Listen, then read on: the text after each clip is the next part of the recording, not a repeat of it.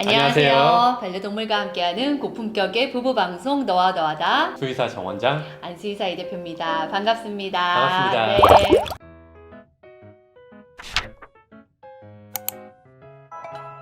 날씨가 많이 추워져서 네, 특히 오늘 진짜 춥죠. 우리 네, 촬영하는 오늘 날. 정말 춥네요. 부산이 올해 들어 가장 추운 날. 네, 이렇게 추워지고 있는 겨울이에요. 점점 이제 추워지는 날씨도 많고 하다 보니까 또 건조하죠. 네, 맞아요. 그래서 건조할 때 사람이든 반려동물이든 또 이제 피부에 또 계속 신경을 쓰게 될 수밖에 없는 것 같아요. 그죠? 우리가 어떤 주제를 준비했죠? 오늘 주제는 알러지, 아토피 과연 무엇인지 알려드리도록 하겠습니다. 네, 알러지와 아토피에 대한 그 질문은 정말 많이 받아요. 네. 네, 가장 많이 받는 질문들 뭐 이런 것도 있는데 일단 오늘 원장님 말씀하신 대로 알러지, 아토피에 대해서 한번 가보도록 할게요. 알러지와 아토피 정의가 뭡니까, 원장님? 뭡니까 그게 도대체? 네.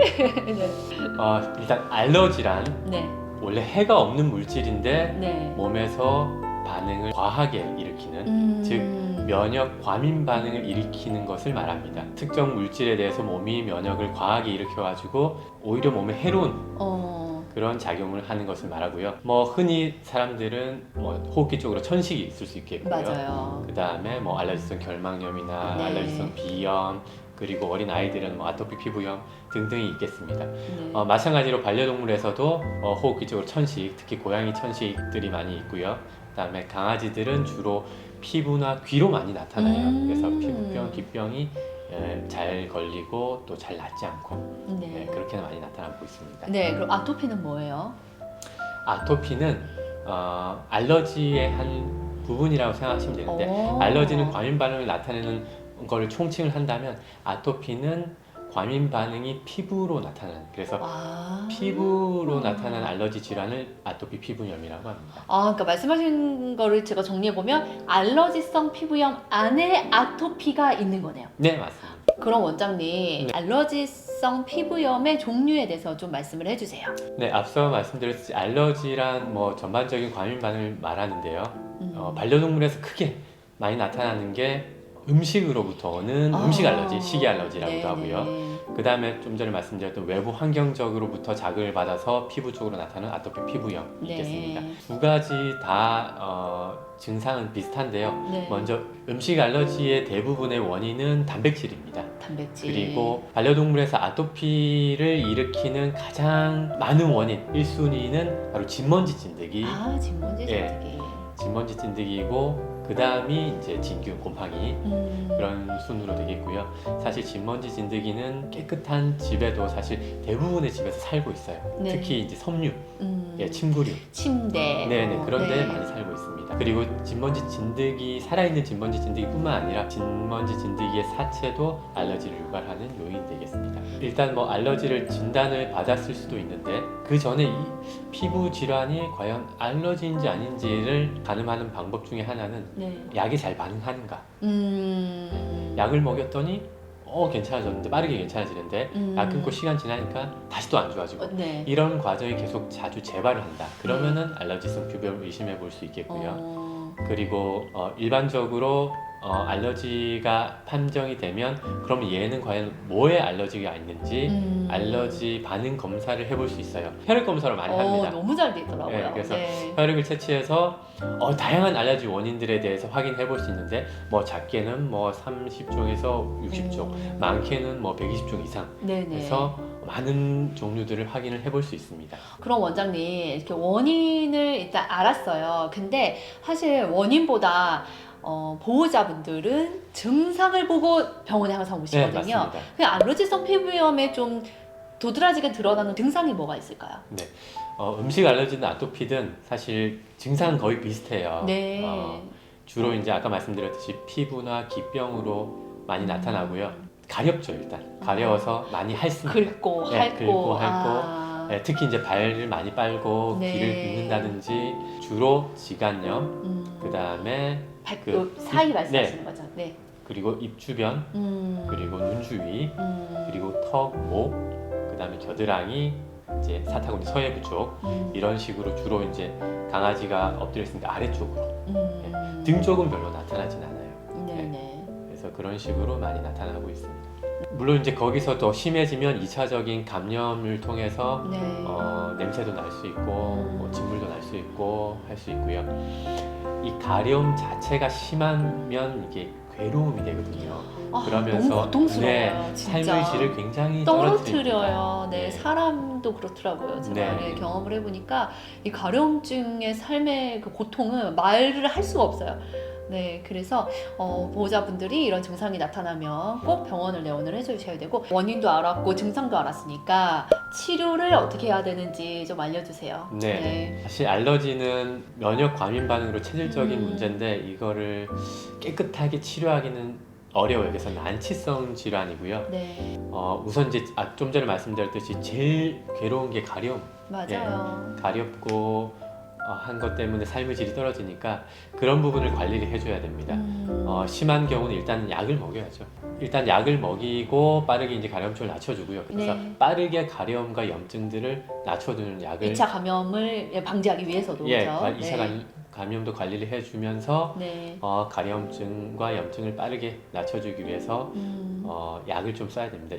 주로 이제 효과를 보는 게 이제 스테로이드고요. 스테로이드. 예, 네. 사실 스테로이드만큼 가려움을 빠르게 낮춰주고 염증을 빠르게 줄여주는 약은 사실 잘은 없어요. 네네. 예, 하지만 장기간 복용했을 경우에는 부작용, 부담이 좀 되기 때문에 요즘에는 그래서 스테로이드 사용에 대한 부담은 없으면서 가려움증을 낮춰주는 그런 약도 약들이, 나왔고요. 요새 신약들이 잘 네, 나오더라고요. 그리고 네. 이제 주사도 있어요. 그래서 네. 한번 맞으면 가려움증을 4에서 6주 정도 낮춰주고 먹는 약은 장기적으로 먹였을 경우에 스테로이드가 가지고 있는 부작용이 없으면서 가려움증을 낮춰주는 대신 단점은 둘 다 가격이 조금 있다는 거. 네, 그렇습니다. 그 다음에 관리는 음식 알러지인지 아토피인지 잘 모르는 상황에서는 가장 조절하기 쉬운 게 이제 음식이에요. 그렇죠, 먹는 네, 거. 그래서 네. 먼저 사료를 알러지 처방 사료로 바꿔서 네. 다른 건 먹이지 마시고 네. 알러지 사료만 꾸준하게 먹이시는 방법이 있겠고요. 사료를 바꿨다고 해서 바로 좋아지는 건 아니에요. 네. 사료를 바꾸고 효과를 보려면 최소 한 달 반에서 2달 이상 꾸준하게 해주신 이후부터 확인을 해볼 수 있습니다. 네. 그렇게 했을 때 개선이 되었다 확연하게 예. 그렇다면 음식 알러지의 가능성이 높겠고요. 만약에 이제 그렇게 했는데도 전혀 차도가 없다. 네. 그러면은 이제 음식 알러지는 아니고 음. 환경적인 요인으로 오는 아토피일 가능성이 높고요. 높다. 근데 어느 정도는 좀 개선이 되는 것 같은데 또 확연하게 좋아지는 것 같진 않다. 그럼 음식 알러지와 외부 환경으로부터는 아토피 이걸 둘 다 같이 가지고 있을 확률이 높아요. 이런 경우가 참 많습니다. 네, 그래서 먼저는 음식 관리 해주신 다음에 그 다음에는 이제 그 환경적인 관리도 같이 해주셔야 되는데 사실 우리가 여기 살고 있는데 갑자기 뭐 딴 데 이사 가고 할 수는 없잖아요. 그렇죠. 그래서 환경을 바꾸기는 힘들어요. 그래서 아까 말씀드렸던 아토피 피부염의 가장 많은 원인을 가지고 있는 진먼지 찐득이 그걸 관리해주기 위해서는 이제 외부기생충 예방약을 네. 꾸준하게 해주시면 도움을 줄 수 있겠습니다. 외부기생충 예방을 안 하시는 분들이 맨날 하시는 말씀이 첫 번째 말씀이 우리 애는 밖에 안 나가요. 네, 그 이유 중에 하나가 이제 진드기만 생각하시는 거예요. 밖에 풀숲에 사는 참진드기를. 근데 이제 알러지 반응은 집 안에 있는 진먼지 찐드기가 좀 더 훨씬 더 많이 유발하기 때문에 그런 경우에도 우리 애가 피부가 계속 좀 안 좋은 경우라면 외부기생충 예방약을 꾸준하게 적용을 해주시는 게 좋겠습니다. 네, 세 번째는요? 그 다음으로 이제 결국엔 이제 면역 관련 문제잖아요. 그렇죠. 면역력을 높여주면 이런 그 알러지 반응도 좀 줄여줄 수 있어요. 해서 면역 세포가 우리 장에서 많이 생성이 되거든요. 그래서 장을 건강하게 하면 면역 세포도 많이 생기고 면역력이 좋아집니다. 네. 장을 건강하게 하려면 유산균 제제를 꾸준히 먹이면 네. 장 안에 좋은 세균들이 일어나면서 장도 건강해지고 장에서 나오는 면역 세포들도 많아지면서 면역력을 높여줄 수 있습니다. 그리고 마지막으로는 이제 보습제. 보습. 피부 장벽이 무너져서 수분이 많이 빼앗긴 상태. 그러면서 그것만으로도 이제 굉장히 가려울 수가 있거든요. 그렇죠. 그래서 꾸준하게 보습제를 적용해서 피부가 많이 건조하지 않게 해주면 가려움증을 줄여주는데 좀 더 도움이 될 수 있겠습니다. 지금 알러지성 피부 아니더라도 홈케어 할 수 있는 방법, 이런 방법들, 피부 관리하는 방법, 네. 이런 것들을 좀 알려주시면 좋겠습니다. 이제 어떻게 하면 이제 알러지, 아토피 피부염이 심하지 않게 오랫동안 관리할 수 있는 이게 쟁점이거든요. 그렇죠. 예, 완전히 낫게 하기는 힘드니까. 난치병이니까. 네. 그래서 심해졌을 때는 빠르게 약을 써서 염증과 가려움증을 낮춰주고요. 그러면서 집에서는 일상적으로 계속 지속적으로 이제 염증 있는 부위에 소독을 자주 해주시고요. 네. 아까 말씀드렸던 보습제도 꾸준히 적용을 해주시고, 피부 건조하지 않게. 네네, 그 2차 감염 예방 관리를 위해서 소독뿐만 아니라 목욕할 때도 약용 샴푸로 약용 네. 샴푸. 네. 충분히 마사지 해주면서 씻겨주시면 훨씬 도움이 되겠습니다. 추가적으로 말씀드리면 네. 아토피 있는 아이들은 사실 이제 옷을 안 입히는 게 좋아요. 아까 말씀드렸듯이 섬유에 그렇죠. 진먼지 진드기들이 많이 있기 때문에 옷을 입히거나 담요를 깔아주거나 덮어주거나. 이런 걸 오히려 피하는 게, 섬유를 하여튼 피하는 게 좀 더 네. 줄여주는 방법이 될 수도 있고요. 그리고 이렇게 가려움증을 동반하는 질환들은 물론 아토피, 알러지가 대표적일 수도 있겠지만 그 외에도 다양한 질환들이 있을 수 있거든요. 그렇죠. 네, 그래서 꼭 진단을 받고 관리를 해주시기 바랍니다. 반드시 전문가에게 확진을 받고 그것에 맞는 치료 방법에 따라서 해주시는 거를 꼭 권장을 해드리겠습니다.